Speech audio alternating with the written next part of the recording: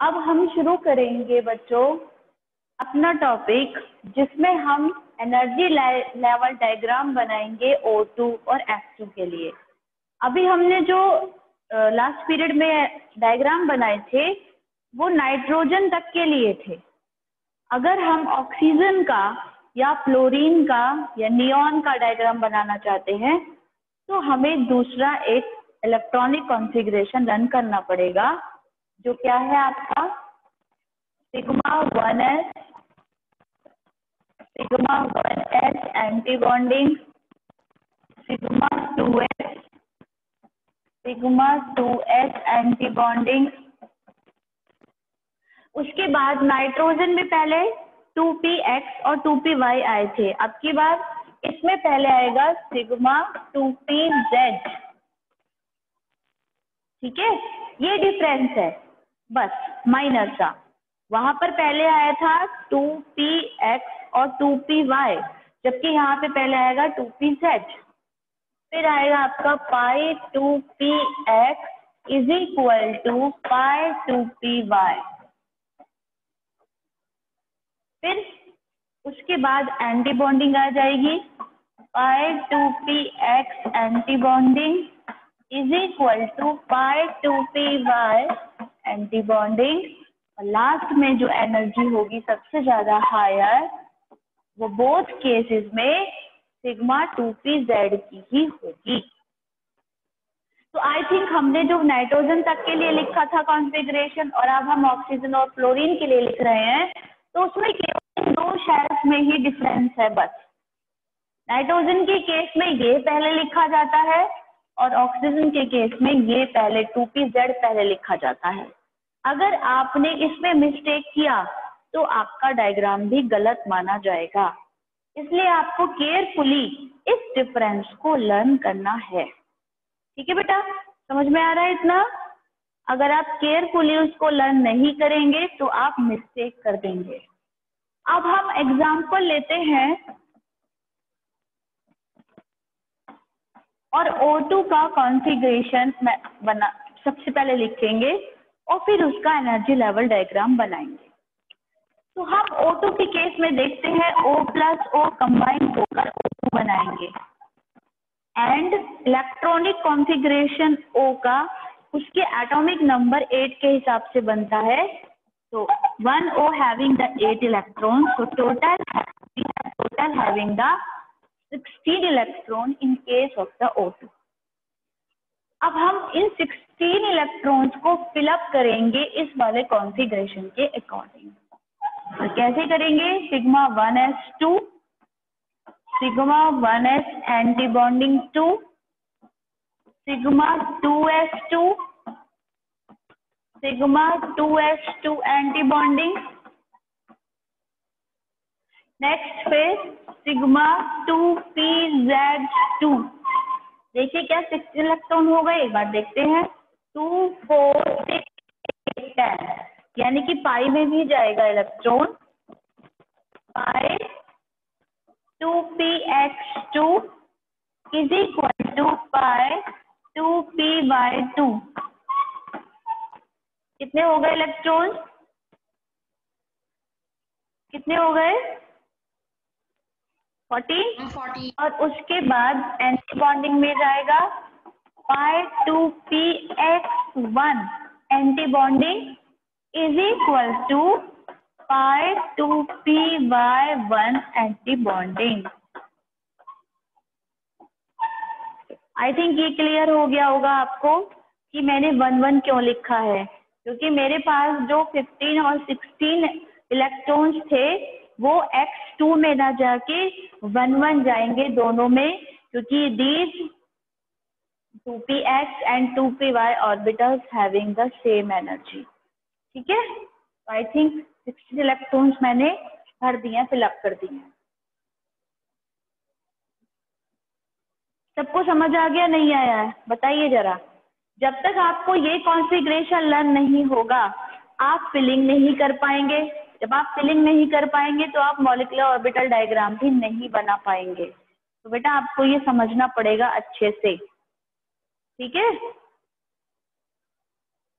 बताइएगा अगर कोई परेशानी है तो, फिर मैं इसका डायग्राम बनाती हूँ। अब बना दूं डायग्राम? Yes ma'am. क्योंकि नहीं जाएगा, क्योंकि ये वैकेंट ही रहेगी।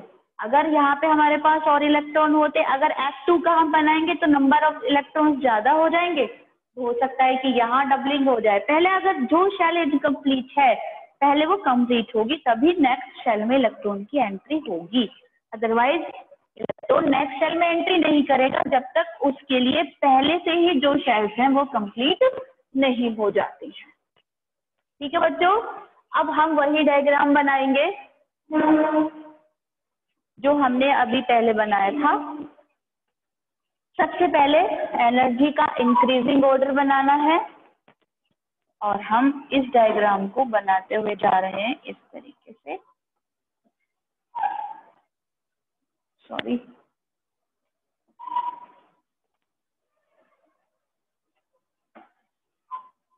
ठीक है बेटा। यहाँ पे हमारा बॉक्स बन गया जो ये शो करेगा इसके पास कितने इलेक्ट्रॉन्स हैं।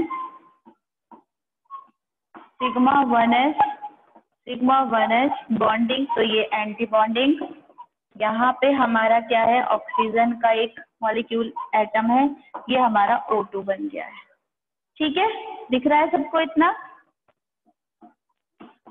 4 इलेक्ट्रॉन टोटल 1s में है, यहाँ भी 1s2 है, यहाँ भी 1s2 है, तो 4 इलेक्ट्रॉन्स मिलके इस डायग्राम को कंप्लीट कर देंगे और ये शेल हमारी कंप्लीट हो जाएगी। फिर हम आगे बढ़ते हैं और हम बनाते हैं अब किसका, 2s का। ये भी एक ऑक्सीजन है, ये भी है, ये इसकी 2s2 शेल है, और ये इस ऑक्सीजन की भी 2s2 शेल है। यहाँ पे बॉन्डिंग है इलेक्ट्रॉन और यहाँ पर एंटी बॉन्डिंग है, तो सिग्मा 2s है, ये सिग्मा 2s एंटी बॉन्डिंग है। ठीक है बच्चों, यहाँ भी 2 इलेक्ट्रॉन्स हैं और इस शेल में भी 2 है। ठीक है, ये तो आपको बनाना ही है। अब हम ऊपर बढ़ते हैं और एनर्जी हाई हो जाएगी जब इलेक्ट्रॉन चलेगा 2pz में। तो अब हमें जो बनाना है वो कौन सा बनाना है, 2pz।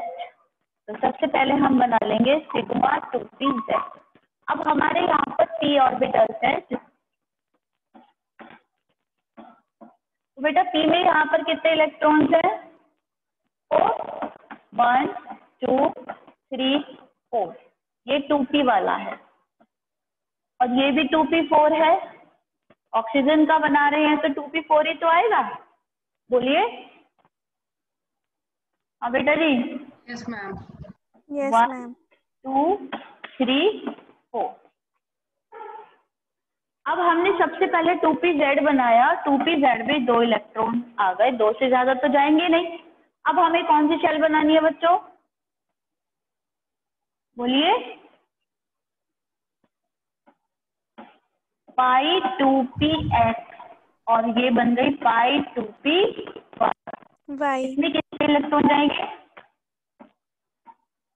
ठीक है। अब हम इसे हाफ नहीं छोड़ेंगे, हम इसको पूरा करेंगे ऊपर वाले 2p को। अब हमारे पास टोटल 8 इलेक्ट्रॉन है और हमारे कितने एंट्री कर चुके हैं, बेटा मैं आप लोगों से बात कर रही हूँ, कितने एंट्री कर चुके हैं, पाई एंटी बॉन्डिंग 2px, पाई एंटी बॉन्डिंग 2py, ये हो गई सिग्मा 2pz एंटी बॉन्डिंग। अब इनमें केवल और केवल एक एक इलेक्ट्रॉन ही गया है।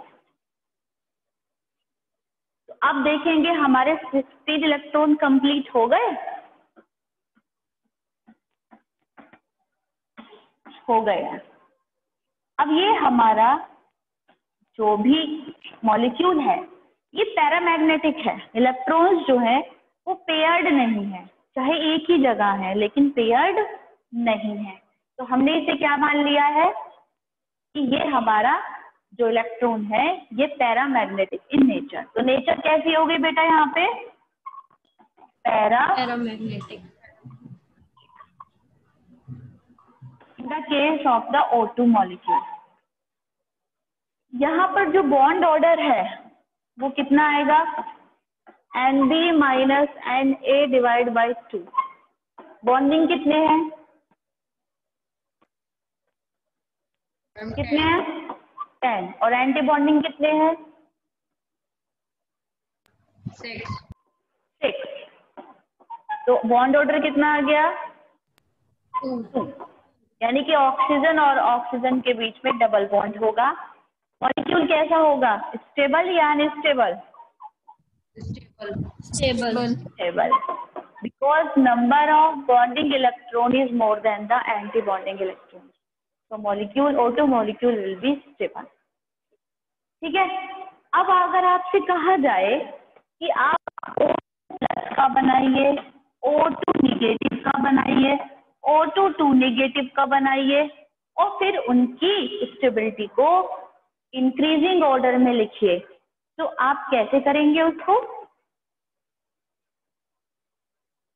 सबसे पहले सबका बॉन्ड ऑर्डर निकालेंगे, उसके बाद देखेंगे बॉन्ड ऑर्डर किस तरीके से आ रहा है, बॉन्डिंग इलेक्ट्रॉन्स कैसे आ रहे हैं, किसका सबसे ज्यादा आ रहा है, फिर आप उस हिसाब से उसको इंक्रीजिंग ऑर्डर में फिट अप कर देंगे। ऐसा ही क्वेश्चन आपका एक्सरसाइज का क्वेश्चन है, तो अब आप इनकी खूब प्रैक्टिस करिए, तभी आप कर पाएंगे इसे। ठीक है, बनाइए आप F2 का, चलो F2 का मत बनाइए, पहले O2 2 नेगेटिव का बनाइए। चलिए O2 2 नेगेटिव का मॉलिक्यूलर ऑर्बिटल डायग्राम बनाइए और मुझे दिखाइए।